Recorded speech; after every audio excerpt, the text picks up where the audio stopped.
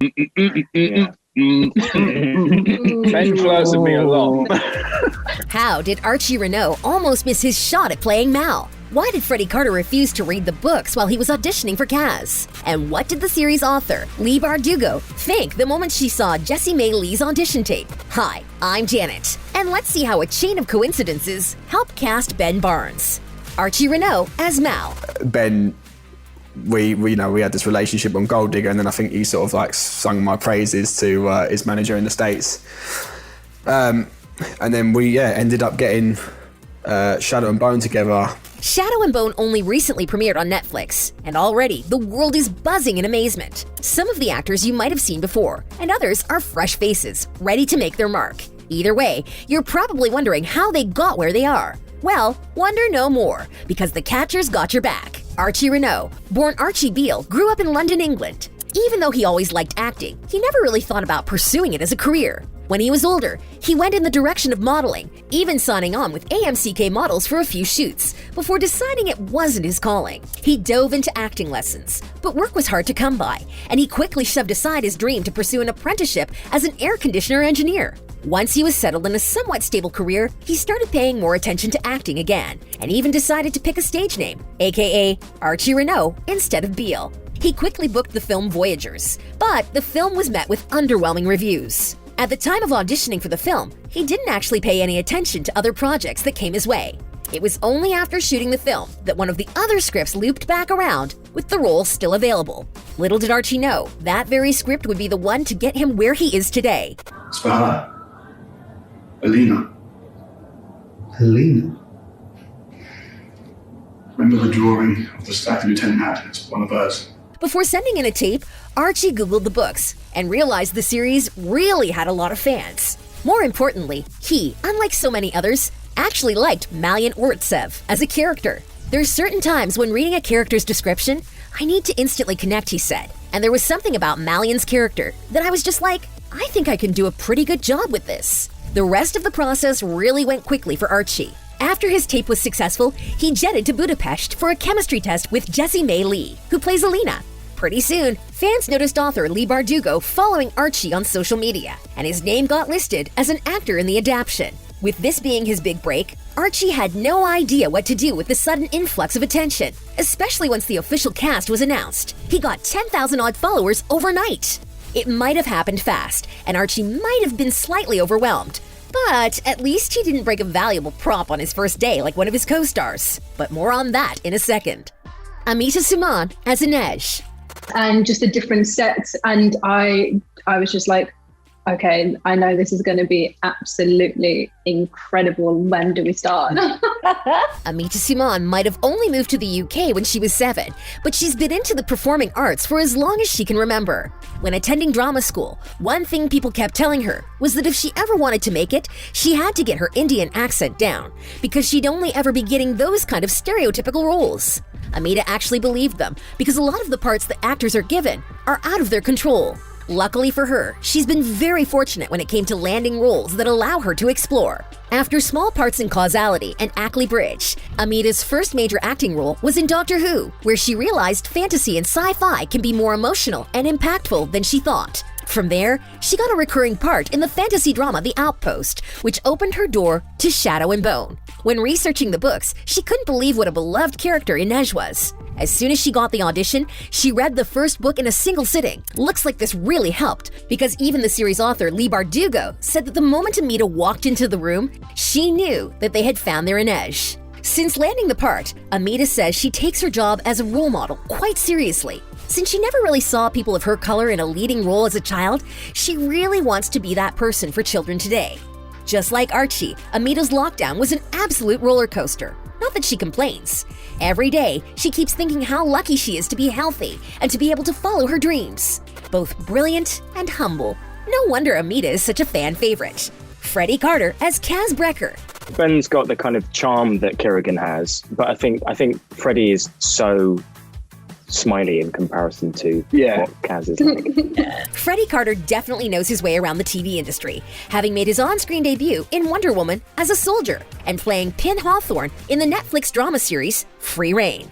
Since the moment he read about Caz in the books, Freddy said he knew the part was for him. He said that 3 sentences into the book, he was already hooked, and he couldn't wait diving into the Grishaverse world. Before coming across the books in the audition process, Freddy said he had only ever heard of the series. He had seen the books in stores and knew they had a very big following, but he wasn't really sure what it was all about. During the audition process, Freddy said he actually forced himself to stop reading the book. This was because he was getting too attached to the character, and he wanted to step back from it until he knew he got the role. And then I sort of just was getting more and more attached as I read sort of the next couple of pages and thought, if this doesn't go my way, I'll be too heartbroken. So I better just park that and get the job first, and then I'll start reading the book. Once he did, he binged the entire series. Ben Barnes as the Darkling. We've seen it time and time again. Fans casting popular actors in their favorite books and older movies. This was exactly what happened to Ben Barnes, who broke out in the Chronicles of Narnia as Prince Caspian. Prince Caspian? Yes. And recently appeared on Westworld. Ben became the most common casting choice for the role of the Darkling, a powerful shadow summoner in the series. Of course, no one ever expected him to really get cast. Despite how popular Ben was among the fans, even before it was made official, the casting directors said they had no idea fans were even thinking of him for the role. Ben had previously worked with one of the director's wives, and he just came to mind during the casting process. Interestingly though, Ben himself knew quite well about the fan casting.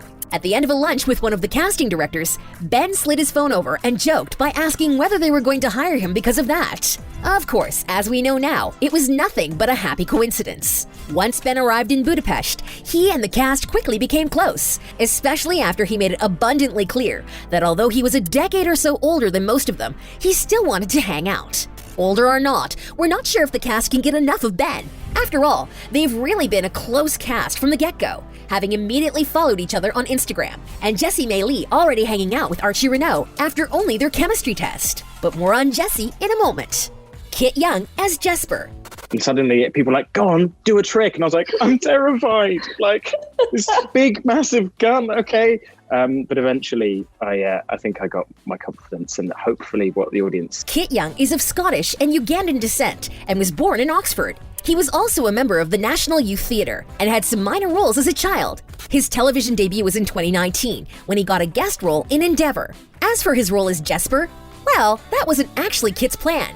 When Kit went into the audition, he originally wanted to play Mal. But according to him, the audition was absolutely terrible and he knew he was never going to get the role. But in a surprise twist of fate, another job actually helped casting directors see a different side of him that made him a better fit for Jesper. Kit was in a play at the time, and a couple of months later, the casting directors happened to see him in that. He came in to read for Jesper and immediately realized the character was more up his alley. Like most of his co-stars, Kit was advised to read the books during the audition process. But like Freddy, he didn't want to read the books and not get the part. When he did end up booking it, he had to read the entire series in 2 weeks before they started, meaning he only heard he got the role 2 weeks before filming began. I read them all of them. We all read them, but I had a very short period of time before we started, and I read them all very quickly. Kit had to pack up his entire life in London and take everything to Budapest. Things were so busy that he completely forgot that he had no talent in gunslinging like his character. The whole gun thing was a process because I arrived in Budapest and was already nervous about it because after reading the book,